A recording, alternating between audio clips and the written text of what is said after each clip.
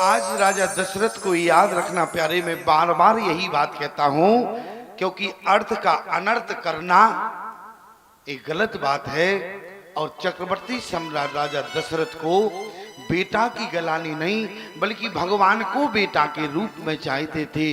भगवान अभी तक नहीं आए, वादा करने के बाद भी विलंब है, इसलिए एक बार भूपति मन माई और भई गलान मोर्यो सुतना। 60,000 वर्ष की आयु है, जरा विचार करें। 60,000 वर्ष की आयु में कहीं बेटा मिलता है?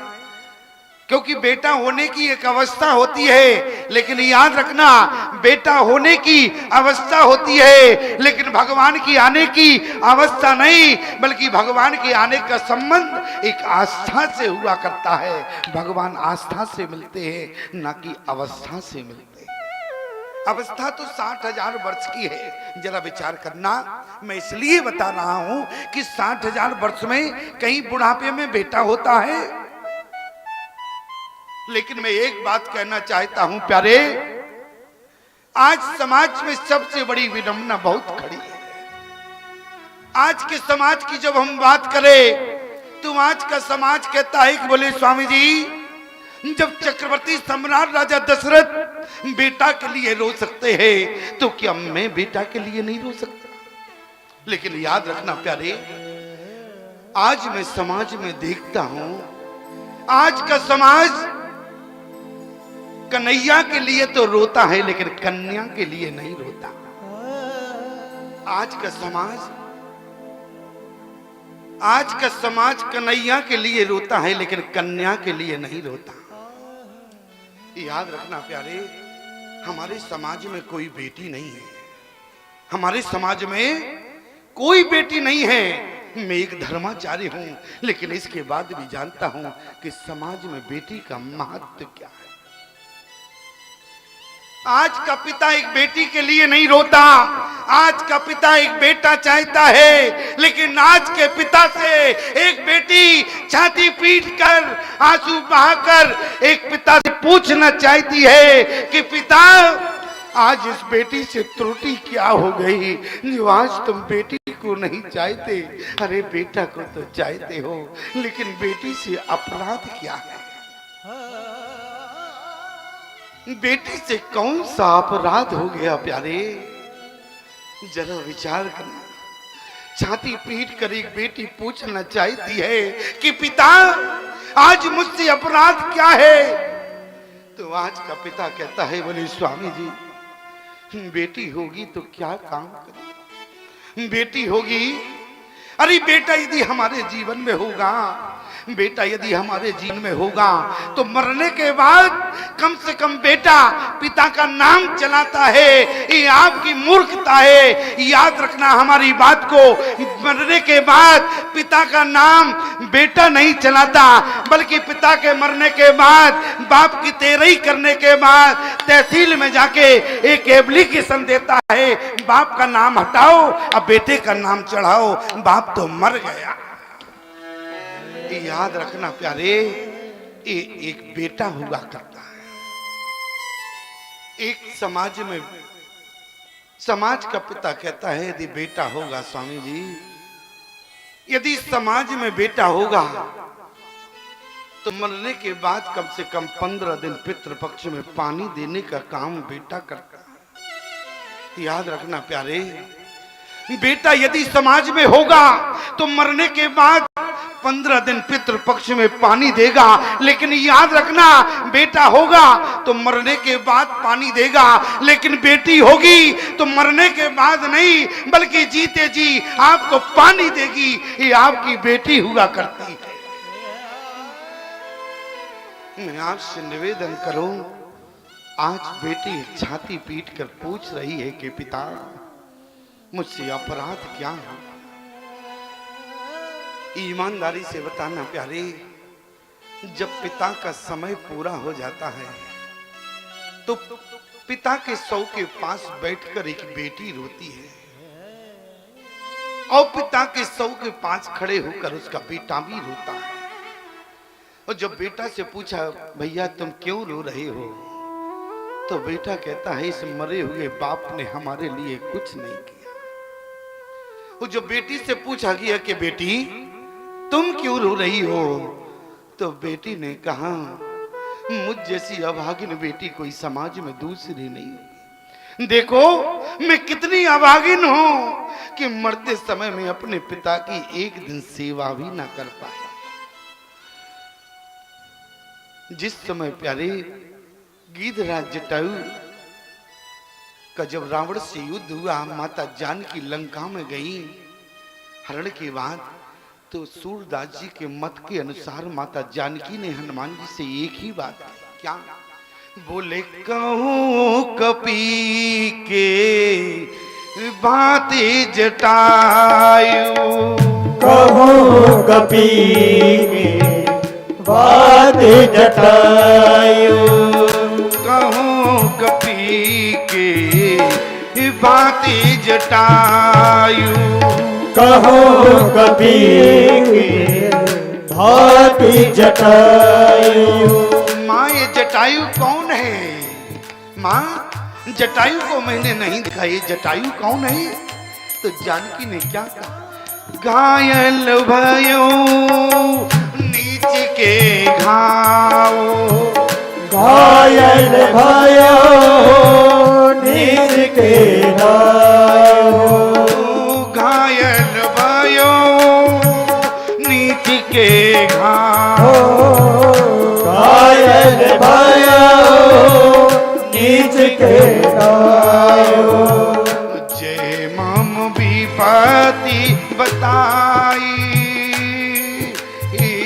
कहो कपी के बाती जताई, ओ कहो कपी के बाती जटायु, कहो कपी के बाती जटायु, कहो कपी के बाती जटायु। हृदय पिता की कर न सकी सेविकाई, पिता की कर न सकी से सगाई, कहो कपी के बाती जटायु, कहो कपी के बाती जटायु, कहो कपी के बाती जटायु, कहो कपी के बाती जटायु।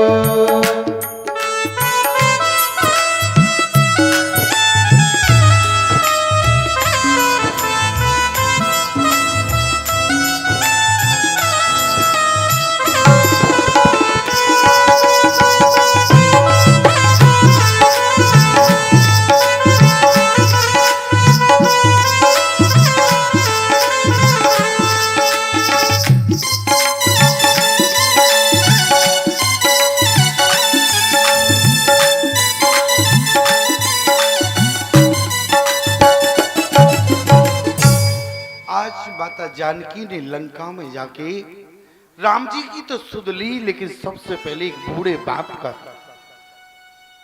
बूढ़े बाप की सुध श्री हनुमान जी से ली, सूरदास जी के मत के अनुसार। जरा विचार करना प्यारे, बेटी जब ससुराल में होती है, वो जब गांव का व्यक्ति आ जाए तो बेटी किसी खानदान के बारे में नहीं पूछती, सबसे पहले बेटी यही पूछती है हमारे बाबूजी कैसे हैं।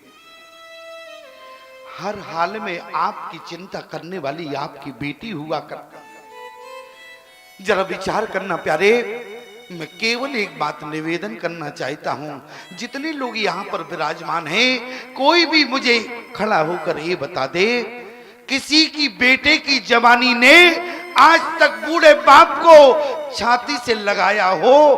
किसी बेटे की जवानी ने किसी बूढ़े बाप को छाती से लगाया हो प्यारे? तो खड़े होकर बता दो। बेटे की जवानी ने आज तक किसी बूढ़े बाप को छाती से नहीं लगाया, लेकिन आपकी बेटी जब बूढ़े बाप से मिलती है तो छाती से लगकर मिलती है प्यारे। ये आपकी बेटी हुआ करती है। ध्यान देना प्यारे, जिस समय बेटी जिस आंगन से विदा होती है, कभी आपने विचार किया जो बेटी अपने मायके में सबसे पहले थाली लगाकर भोजन करती थी, जो बेटी अपने मायके में सबसे पहले थाली लगाकर भोजन करती थी, आज ससुराल में सबसे पहले नहीं बल्कि पूरे परिवार को खिलाने के बाद भोजन करती है। प्यारे, ये आपकी बेटी है। क्यों? बोले पुत्री पवित्र किए कुल दो, पुत्री पवित्र किए कुल दो। आज जिस समय प्यारे चक्रवर्ती सम्राट राजा दशरथ चित्रकूट की भूमि पर गए जनक जी ने क्या देखा? बोले जिन वस्त्रों में जानकी को विदा किया, जानकी उन वस्त्रों में नहीं मिली, वनवासी के वेश में मिली। और जो जानकी आज जनक जी के यहाँ सोने के गिलास में पानी पीती थी, आज वो जानकी सोने की थाली में भोजन करती थी। प्यारे याद रखना, चित्रकूट की धरती पर जानकी को पीने के लिए सोने का गिलास नहीं है, बल्कि झरने से पानी गिर रहा है। अंजलि में लेकर माता जानकी पानी पी रही है। और जिस समय एक बूढ़े जनक ने देखा तो जनक का हृदय फट गया। बोले तापस बेस जनक सिए देखी, तापस बेस जनक सिए देखी। भयो प्रेम पर तो सुभिषेकी, परम प्रेम पुत्री पवित्र किए कुल दो, पुत्र पवित्र किए कुल दो। सुजस धवल जस कैसवि को,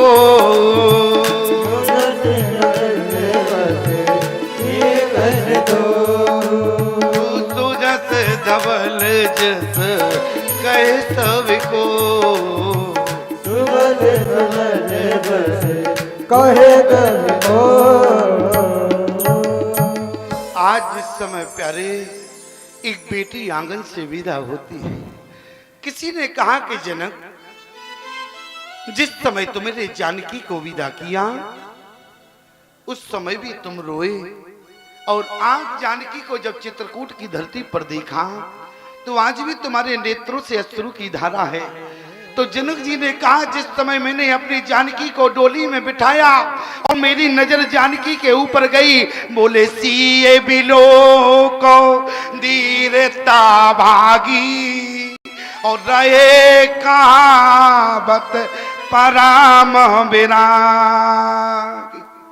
उस दिन बोले देखत ही सिए मूर्ति को निज अंग भी सूरत खोवने लागे, मंत्री सभय मन मौन धरे मिथिलेश की मूर्ति जोवन लागे। मानो विराग की राग माही तिरगंजल बिंदु सुधोवन लागे, ज्ञान की वो मर जाद मिटी, हाँ जाने की रोवन लागे।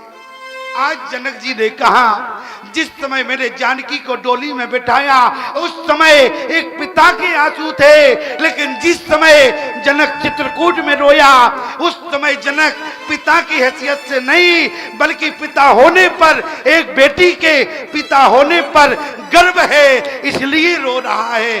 तापस बेस जनक सिए देखी, तापस बेस जनक सिए देखी।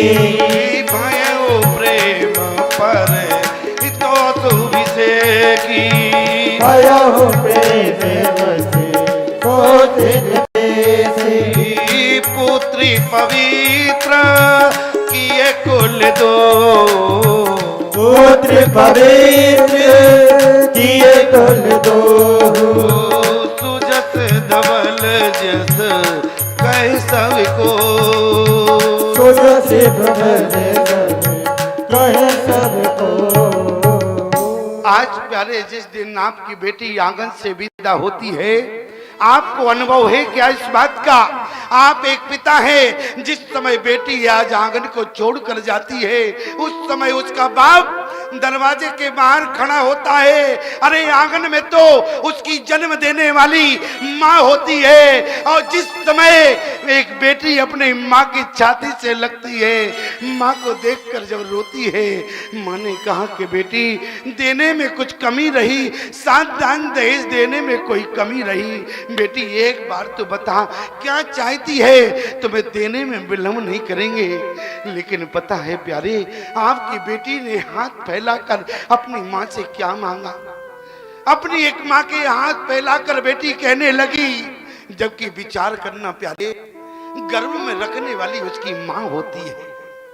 एक बेटी को गर्भ में रखने वाली माँ होती है। और जिस समय बेटी ने कहा कि माँ आज तुमसे तुम्हारी बेटी हाथ फैला के भीख मांग रही है, माँ ने कहा कि बेटी तुम भीख शब्द का प्रयोग मत करो, अरे क्या चाहिए वो तुम्हें मैं तुरंत दूंगी। लेकिन बेटी ने प्यारे हाथ फैला के कहा कि माँ आज के बाद इस आंगन में ये बेटी नहीं होगी, आज के बाद ये आंगन सूना रहेगा। लेकिन माँ मैंने पूरे जीवन में देखा तुमने परिवार के प्रत्येक सदस्य का ध्यान रखा, लेकिन माँ आज तुमसे भीख मांग रही हो, जाने के बाद तुम परिवार में किसी सदस्य का ध्यान रखना या न रखना, लेकिन मेरे जाने के बाद हमारे बूढ़े बाप का ध्यान अवश्य रखना। ये आपकी बेटी हाथ फैला के माँ से भीख मांग रही है।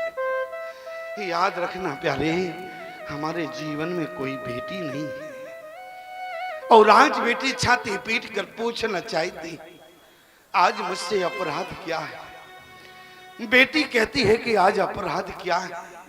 याद रखना प्यारे, जिस समय बेटी आंगन से बाहर निकली तो दरवाजे के अंदर कोने में खड़ा होगा उसका भाई था, और भाई की छाती से जब बहन लगती है प्यारे, तो आपके बेटे से भी आपकी बेटी ने क्या मांगा।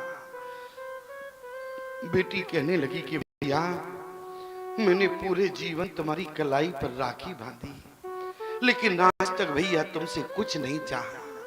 राखी बांधने के बाद भैया बाल्यकाल में हो सकता हो जब तुम्हारी बहन नादान रही हो तो कुछ तुमसे ले लिया हो, लेकिन जब बहन समझदार होती है तो अपने भाई से कुछ नहीं मांगती। और जब मांगा तो विदा के समय कहने लगी कि भैया मुझे सिर्फ इतना वचन दे दो, हमारे जाने के बाद तुम हमारे बूढ़े बाप से ऊंची आवाज में कभी बात नहीं करोगे। याद रखना प्यारे, ये आपकी बेटी हर हाल में चिंता आपकी कर, जिस खानदान को छोड़कर जा रही है, लेकिन चिंता एक बूढ़े बाप की कर रही है। और जिस समय प्यारे बेटी जब दरवाजे पर निकली, तुम दरवाजे के बाहर खड़े होते हो, लेकिन तुम्हारी हिम्मत नहीं होती कि तुमने दौड़कर अपनी बेटी को छाती से लगाया। तुम अपनी बेटी से नजर मिलाने में असमर्थ होते हो, लेकिन याद रखना उस समय भी एक बेटी जानती है कि आज मेरा बाप मुझे जाते नहीं देख सकता, लेकिन इसके बाद भी तुम्हारी भावनाओं को पहचानने के बाद एक बेटी जाके बूढ़े बाप की छाती से लग जाती है कि पिता तुमने पूरे परिवार का ध्यान रखा, अब जाने के बाद कौन तुम्हारा ध्यान रखेगा। लेकिन यही प्रार्थना है, अब तुम परिवार का ध्यान रखना या न रखना, लेकिन तुम अपना ध्यान रखना। ये आपकी बेटी आपसे निवेदन कर। याद रखना प्यारे, इस सत्य घटना है। एक पिता के 4 बेटे थे, और जब पिता संसार से चला गया तो शमशान घाट ले जा रहे थे अग्नि संस्कार के लिए। एक व्यक्ति आया, बोले अग्नि संस्कार नहीं होगा, दाय क्रिया नहीं होगी। क्यों? बोले इसके बाप ने मुझसे 1.5 लाख का कर्ज लिया है, और जब तक 1.5 लाख का कर्ज सूद समेत वापस नहीं होगा तब तक मैं अंतिम संस्कार नहीं होने दे। लोगों ने समझाया कि भैया मुर्दे को रखना घर में शुभ नहीं होता है, इसलिए एक काम करो, अंतिम संस्कार होने दो, शाम को बैठकर चर्चा होगी। वो व्यक्ति ने अंतिम संस्कार तो होने दिया, शाम को घर पे पहुंच गया और कहा कि भैया 1.5 लाख का कर्ज कौन चुकाएगा? 4 बेटे हैं। उसके चारों नालायक बेटों ने कहा कि पिताजी जहां गए हों वहां जाकर कर्ज ले लेना, मैं तुम्हारी फूटी कौड़ी देने वाला। और जैसे ही उस व्यक्ति से कहा तो 4 बेटे थे, कर्ज लेने वाला एक व्यक्ति था बेटा, और उसमें झगड़ा हो गया प्यारे। झगड़े की आवाज अंदर तक गई। अंदर एक बेटी बैठी थी, 4 भाई थे, 1 बहन थी। बेटी अंदर से निकल कर आई। बेटी ने कहा बात क्या है, क्यों आज ही मेरे पिता का अंतिम संस्कार हुआ है, कौन हमारे दरवाजे पर झगड़ने आ गया? लोगों ने कहा कि बेटी तुम्हारे मरे हुए पिता से 1.5 लाख का कर्ज लिया था, और जब तक 1.5 लाख का कर्ज सूद समेत वापस नहीं होगा तब तक जो है 13वीं नहीं हो पाएगी। उस बेटी ने कहा बस इतनी सी बात पर झगड़ रहे हो? बेटी अंदर जाती है प्यारे और अपने पूरा गहना लेकर आई। अपना पूरा गहना उस व्यक्ति के हाथ में रख दिया कि भैया इस गहने को ले जाओ, बेच देना, जो शेष बचे बेटी तुम्हें वचन देती है सूद समेत तुम्हारा कर्ज वापस करेगी। लोगों ने कहा कि बेटी अरे 4 भाई थे, लेकिन कर्जा देने की बात किसी भाई ने नहीं की, लेकिन तू अपने मरे हुए बाप का कर्जा चुकाओगी? तो बेटी ने कहा कि मैंने विद्वानों से सुना है, मैंने संतों के मुख से सुना है। क्या सुना बेटी तुमने? तो बेटी कहने लगी हमने एक ही बात सुनी है, जो व्यक्ति संसार में कर्जा छोड़ जाता है तो उस व्यक्ति को अगले जन्म उस व्यक्ति का गधा या बैल बनके या उसका नौकर बनके कर्जा चुकाना पड़ता है। बेटी ने कहा मैं नहीं चाहती कि मेरा बाप अगले जन्म में जाके किसी का नौकर या गधा या बैल बने, मैं अपने बाप का कर्जा इसी जन्म में अदा कर दूंगी। एक बेटी चाहती है प्यारे, कर्जा चुकाने की बात एक बेटी ने की है। और याद रखना जिस समय 13वीं हुआ वो बेटी ससुराल चली गई। वो व्यक्ति बेटी के यहाँ पहुंचा, बेटी ने दूर से देखा ससुराल का मामला था। बेटी कहने लगी, दूर से पहचानने के बाद बेटी दौड़ कर आई। बेटी ने कहा कि भैया मैंने तुमसे वादा किया था कि मैं सूद समेत तुम्हारा वापस करूंगी, तुम्हें ससुराल नहीं आना था, क्योंकि ससुराल का मामला थोड़ा ज्यादा ही खराब होता है प्यारे। और जैसे ही उस बेटी ने कहा तो वो व्यक्ति बेटी के पैरों में गिर पड़ा। कहा बेटी आज मैं तुमसे कर्जा लेने नहीं आया हूँ। बेटी ने कहा बात क्या है? तो आज वो व्यक्ति कहने लगा कि बेटी तुम्हारे मरे हुए बाप ने मुझसे कर्जा नहीं लिया था, बल्कि मैंने तुम्हारे मरे हुए बाप से कर्जा लिया था। मैं केवल देखना चाहता था एक कर्जा मैं 4 बेटों को वापस करूं या एक बेटी को वापस करूं। इसलिए बेटी एक कर्ज देने के अधिकारी तो मैं हूं, लेकिन कर्ज लेने के अधिकारी नालायक बेटे नहीं बल्कि एक बेटी है, इसलिए मैं सूद समेत तुम्हें लौटाने आया हूं। याद रखना प्यारे, आज जब वृद्धावस्था आती है और कहीं भूल से भी आपका बेटा कहीं बगल में लेट जाता है, एक बात ईमानदारी से बताना, जिस दिन पिता का स्वास्थ्य ज्यादा गड़बड़ होता है, एक आध दिन शायद बेटा लेट जाए, और एक दिन ही अगर लेट गया और तुमने धीरे से आवाज लगाई बेटा पानी चाहिए, तो ईमानदारी से बताना बेटा सुबह क्या कहता है? आज लेटे सो लेटे, लेकिन आज के बाद कभी नहीं लेटे। क्यों? पूरी रात सोने नहीं दिया। ईमानदारी से बताना ये बेटे का उत्तर होता है कि नहीं होता? लेकिन आपकी बेटी तड़प रही है, मुझ जैसी अभागन बेटी कौन होगी कि जिसे अंत समय पिता की सेवा का अवसर भी नहीं मिला। प्यारे ये आपकी बेटी हुआ करती है। और कभी कभी तो मैं आपको बताऊं प्यारे, ससुर दामाद में भी झगड़ा हो जाता है, तो उस झगड़े को समाप्त कौन करता है? आपकी बेटी। आप कहेंगे स्वामी जी कैसी बात करते हो, ससुर दामाद में भी कभी झगड़ा होता है? बिल्कुल झगड़ा होता है। कैसे झगड़ा होता है? एक घर में झगड़ा हो रहा था। झगड़ा क्या था? बोले उनके गांव से गंगा जी 15 किलोमीटर दूर थी। दामाद ने कहा, बोले क्यों पिताजी, यहाँ से गंगा जी कितनी दूर है? बोले बेटा 15 किलोमीटर है।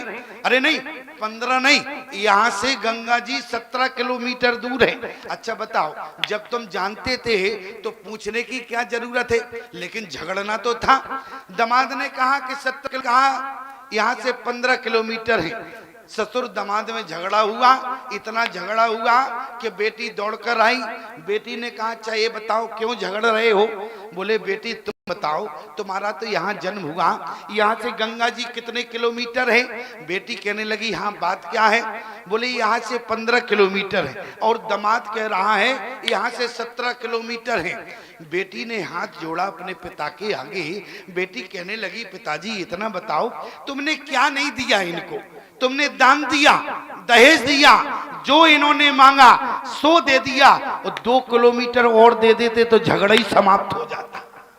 झगड़ा केवल 2 किलोमीटर का था कि नहीं था? 15 और 17 किलोमीटर का झगड़ा था। तो बेटी कहने लगी 2 किलोमीटर और दे देते तो झगड़ा ही समाप्त हो जाता। याद रखना प्यारे, बेटी आपके जीवन में वो अमूल्य कीमती रत्न है प्यारे। और याद रखना, मैं आपसे निवेदन करता हूं, बेटी यदि जीवन में होगी तो बोले बेटी बाप का नाम रोशन करती है। और आज चक्रवर्ती सम्राट राजा दशरथ बेटे के लिए रोए, ये हम और आपकी भूल है, बल्कि भगवान के लिए रोए।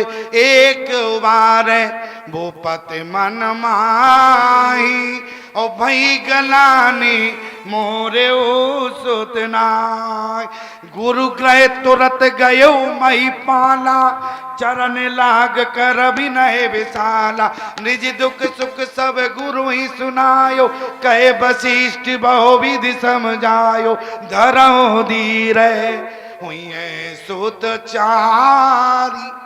किसी ने कहा, चार की बात क्यों कर रहे हो? अच्छा ईमानदारी से बताओ, वशिष्ठ जी सब जानते थे कि नहीं? क्यों? क्योंकि तुम त्रिकालदर्शी मुनि ना था और विश्व बदर जिम तुमरे हाथा। वशिष्ठ त्रिकालदर्शी है, और भगवान ने क्या कहा था? अंसन सयत मनुज धरता था। तो भगवान के अंश कितने हैं? जरा गिनती करना। बोले शंभु बिरंच विष्णु भगवान, उपजय जास अंशते नाना। और भगवान ने क्या कहा? आप सरस खोजो का जाई, नृप तब तनय होव में आई। 3 अंश हो गए, एक भगवान है। कितने हो गए?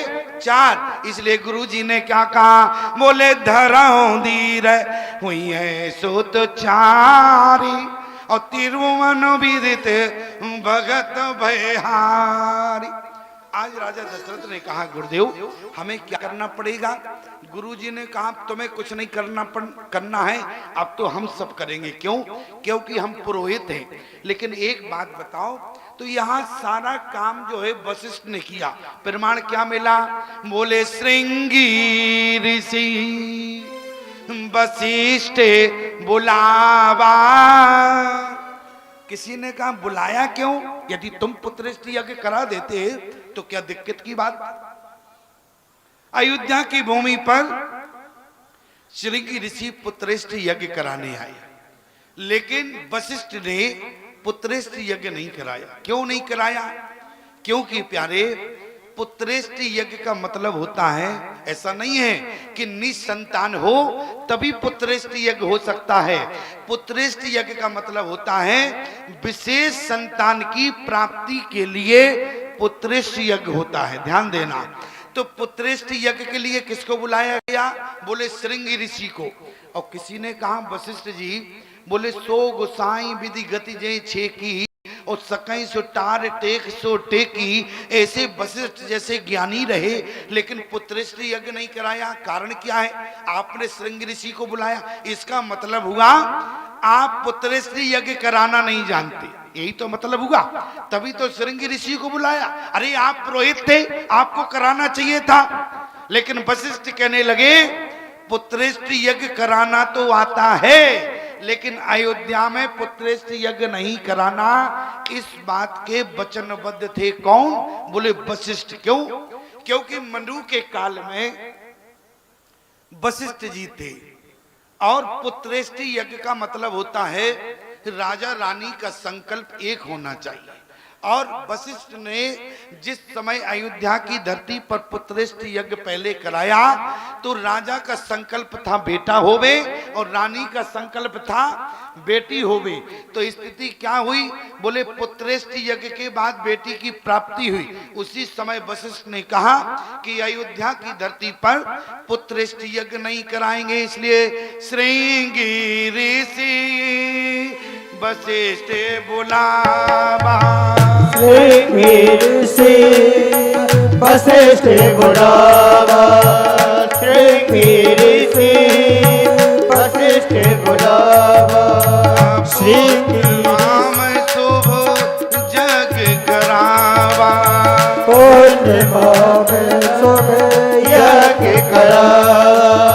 श्रृंगी ऋषि वशिष्ठ बुलावा, श्रृंगी ऋषि वशिष्ठ बुलावा। पुत्रिका में शुभ यज्ञ करावा,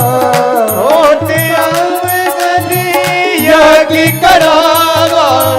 जय सिया राम, जय जय सिया राम, जय सिया राम, जय जय सिया राम, जय सिया राम, जय जय सिया राम। आज वशिष्ठ ने प्यारी अयोध्या की धरती पर श्रृंगी ऋषि को बुलाया।